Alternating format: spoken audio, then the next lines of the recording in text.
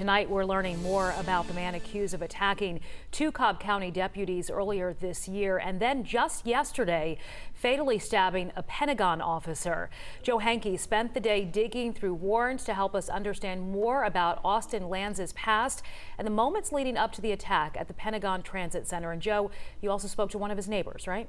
Well, that's right, Sheba. One of his next door neighbors says his family has lived in the same home in Ackworth for nearly 3 decades. It's where 27-year-old Austin Lanz grew up and continued to live with his parents, according to this neighbor. She said she knew about the attack at the Pentagon on the Pentagon officer yesterday, but she didn't know Lanz was the suspect until we talked.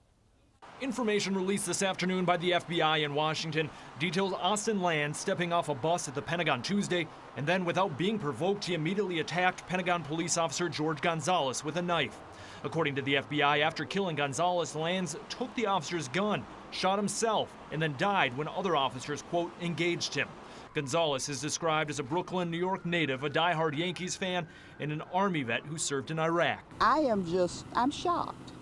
I'm really shocked. I've been in this neighborhood for 32 years. Valerie Simpson says the Lanz family moved into her Ackworth neighborhood shortly after her and raised their family, including Austin Lanz, who had an extremely short military career when he was a teen.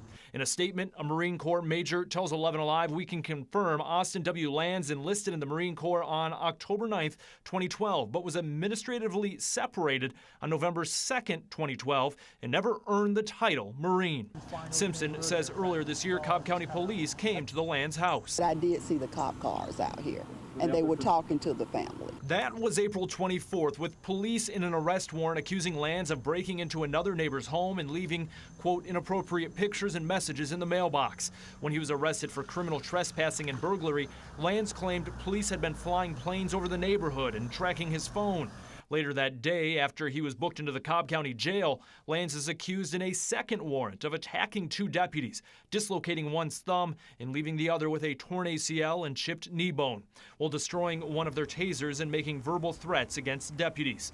2 days later, a judge granted Lanz a $45,000 bond. In May, a judge reduced his bond to $30,000 and ordered Lanz to have a drug, alcohol, and mental health evaluation completed within 30 days of leaving jail.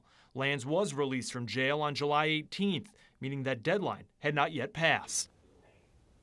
The Lanz family was not home today when we knocked on their door, but an attorney for the family says they may soon release a statement. The motive for the attack outside the Pentagon still unknown, and the FBI is still investigating. Flags outside the Pentagon are being flown at half staff in honor of Officer George Gonzalez.